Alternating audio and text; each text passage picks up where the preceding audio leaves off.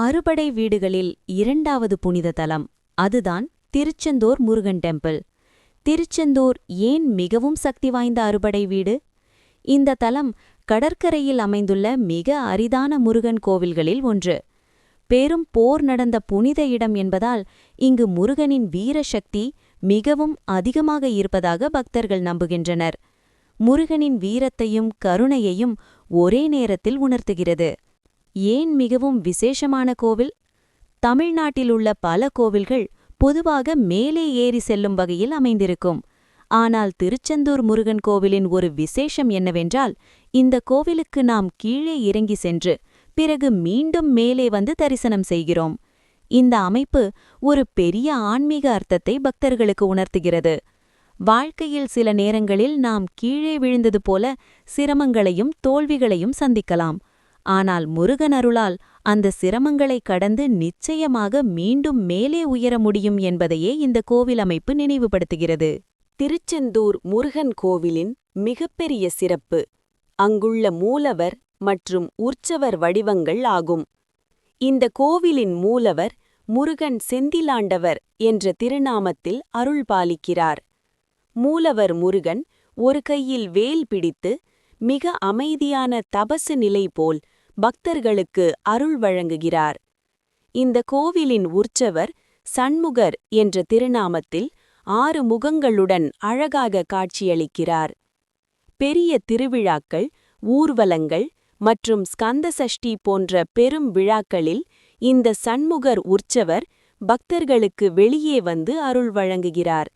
அதனால்தான் திருச்செந்தூரில் மூலவரையும் உற்சவரையும் தரிசிப்பது மிகவும் புனிதமானதாக கருதப்படுகிறது. இந்த தலத்தின் மிகப்பெரிய சிறப்பென்னவென்றால், இங்குதான் முருகப்பெருமான் அசுரன் சுரபத்மனை வென்று தர்மத்தை நிலைநாட்டினார்.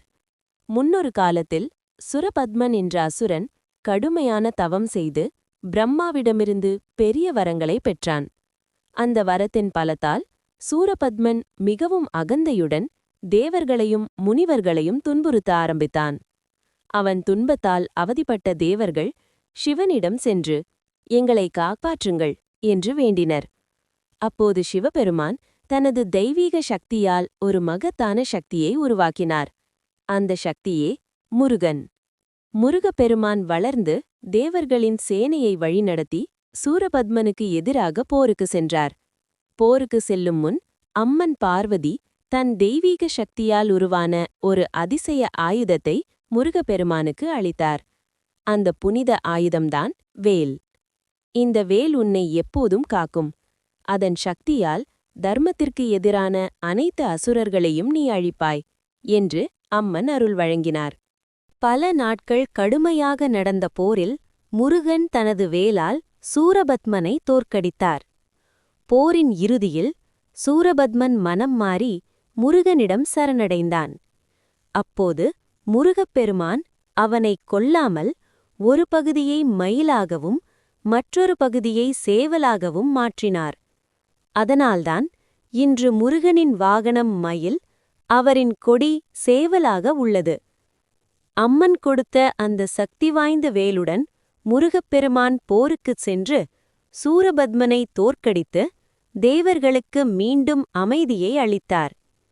அதனால்தான் முருகனின் வேல் அறிவின் சக்தி, தெய்வீக பாதுகாப்பு, தீமையை அழிக்கும் சக்தி என்று பக்தர்கள் நம்புகின்றனர். அந்த பெரிய போர் இன்று ஸ்கந்த சஷ்டி என்று பக்தர்களால் நினைவு கூறப்படுகிறது. முருகன் சூரபத்மனை வென்று தேவர்களுக்கு அமைதியை அளித்த பின் போரில் கலந்து கொண்ட தேவர்களின் படையினர் மிகுந்த தாகத்தால் தவித்தனர். அப்போது கடற்கரையில் இருந்த அந்த இடத்தில் குடிநீர் கிடைக்கவில்லை. இதைக் கண்ட முருகப்பெருமான் தன் தெய்வீக ஆயுதமான வேல் கொண்டு பூமியை குத்தினார். அந்த வேல் குத்திய இடத்தில் அதிசயமாக ஒரு சிறிய கிணறு உருவானது. அதிலிருந்து தூய்மையான இனிய தண்ணீர் பாய ஆரம்பித்தது. அந்த புனித கிணறுதான் இன்று நாழிக்கிணறு என்று அழைக்கப்படுகிறது. அதிசயமான விஷயம் என்னவென்றால், கடற்கரைக்கு அருகில் இருந்தாலும் இந்த கிணற்றில் வரும் தண்ணீர் உப்பில்லாத இனிய தண்ணீராக இருக்கிறது. இன்று வரை திருச்செந்தூர் முருகன் டெம்பிள் வரும் பக்தர்கள் இந்த நாழிக்கிணற்றில் நீராடி முருகனை வழிபடுவது மிகவும் புனிதமானதாக கருதப்படுகிறது. திருச்செந்தூர் முருகன் கோவிலின் மிகவும் பிரசித்தமான பிரசாதம் பன்னீர் இலை விபூதியாகும். இந்த விபூதி சாதாரணமாக காகிதத்தில் அல்ல, மணமும் மருத்துவ குணமும் கொண்ட பன்னீர் மர இலையில் வைத்து பக்தர்களுக்கு வழங்கப்படுகிறது. இந்த புனித விபூதி முருகன் அருளின் அடையாளமாக கருதப்படுகிறது.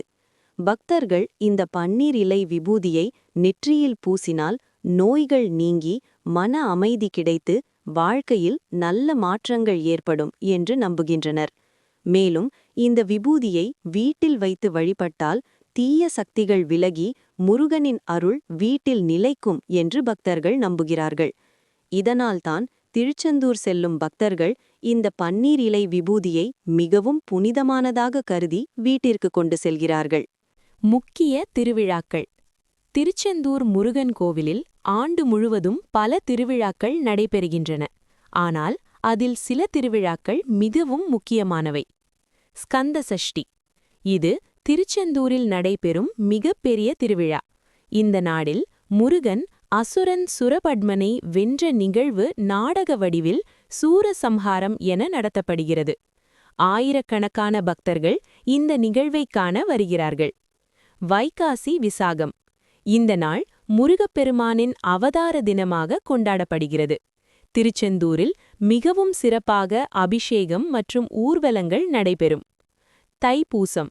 இந்த நாளில் பக்தர்கள் காவடி எடுத்தல், பால்குடம் போன்ற விரதங்களுடன் முருகனை வழிபடுகின்றனர். பங்குனி உத்திரம். இந்த நாள் முருகன் மற்றும் தெய்வானை திருமண நினைவு நாளாக மிகவும் சிறப்பாக கொண்டாடப்படுகிறது. இந்த திருவிழாக்களில் திருச்செந்தூர் முருகனை தரிசித்தால் அவரின் அருள் பல மடங்கு கிடைக்கும் என்று பக்தர்கள் நம்புகின்றனர். திருச்செந்தூர் தரிசனத்தின் பலன்கள். எதிரிகள் மற்றும் தடைகள் நீங்கும். நீதிமன்ற வழக்குகள் மற்றும் பிரச்சினைகள் தீரும். மன அமைதி மற்றும் தைரியம் கிடைக்கும். வேலை, தொழில் மற்றும் வாழ்க்கையில் வெற்றி கிடைக்கும். திருமண தடைகள் நீங்கி நல்ல கல்யாணம் நடைபெறும். குழந்தை பாக்கியம் கிடைக்கும் என்று பக்தர்கள் நம்புகின்றனர். மேலும் முருகன் தன் வேலால் உருவாக்கிய நாழிக்கிணறு என்ற புனித நீரில் நீராடி முருகனை தரிசித்தால் பாவங்கள் நீங்கி நல்ல பலன் கிடைக்கும் என்று நம்பப்படுகிறது. திருச்செந்தூர் செல்ல வேண்டியவர்கள். வாழ்க்கையில் அதிக தடைகள் மற்றும் பிரச்சனைகள் சந்திப்பவர்கள். எதிரிகள் மற்றும் பொறாமை கொண்டவர்களின் தொல்லையுள்ளவர்கள்.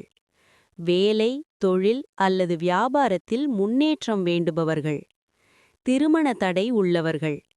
மன அமைதி இல்லாமல் கவலை மற்றும் பயத்தில் இருப்பவர்கள். கடன் பிரச்சினைகளால் சிரமப்படுபவர்கள்.